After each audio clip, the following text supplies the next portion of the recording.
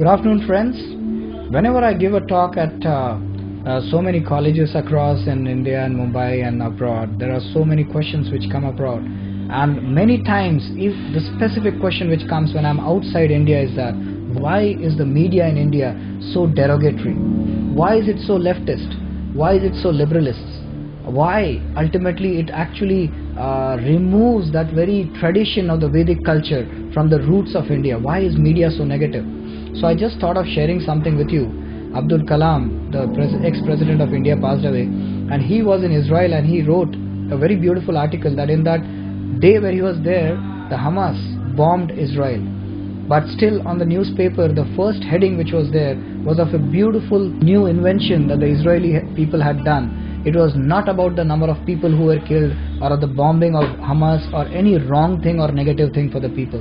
So today, unfortunately, the media is so wrong. It just depicts the negative and the negative all the time to create a mindset in the mind of Indian to be thinking about his own nation in a very derogatory way.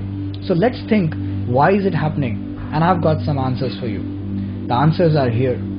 Let us see the ownership of different media agencies in India. Number one, NDTV, a very popular TV news media. It is funded by Gospels of Charity in Spain, supports communism. Recently, it has developed a soft corner for Pakistan because Pakistan president has allowed only this channel to be aired in Pakistan. Indian CEO Pranav Roy is a co-brother of Prakash Karat, General Secretary of the Communist Party of India. His wife and Brinda Karat are sisters. India Today, which used to be the only national weekly which supported BJP, is now bought by NDTV. Since then, the tone has changed drastically and turned into Hindu bashing. CNN IBN, what is it? This is 100% funded by Southern Baptist Church with its branches in all over the world with headquarters in the US. The church annually allocates $800 million for promotion of its channel. Its Indian head is Rajdeep Sardesai and his wife Sagarika Ghosh. Times Group list: Times of India, Midday, Navbharat Times, Stardust, Femina, Vijay Times, Vijaya Karnataka, Times Now, and many more. This is the Times Group list. This Times Group is owned by Bennett and Coleman, World Christian Council.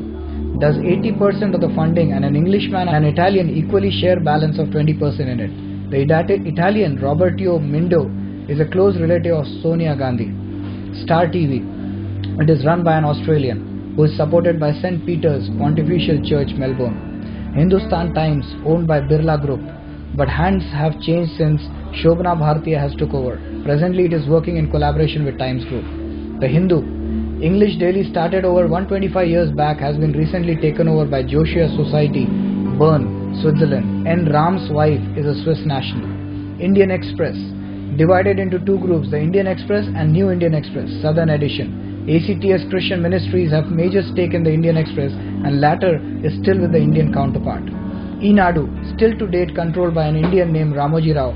Ramoji Rao is connected with film industry and owns a youth studio in Andhra Pradesh. Andhra Jyoti, the Muslim party of Hyderabad known as MIM, along with a Congress minister, has purchased this Telugu daily very recently. The Statesman, it is controlled by Communist Party of India. Kairali TV, it is controlled by Communist Party of India, Marxist. Matrubhumi, leaders of Muslim League and Communist leaders have major investment. Asian Age and Deccan Chronicle, it's a Saudi Arabian company which holds stakes, and the chief editor is MJ Akbar.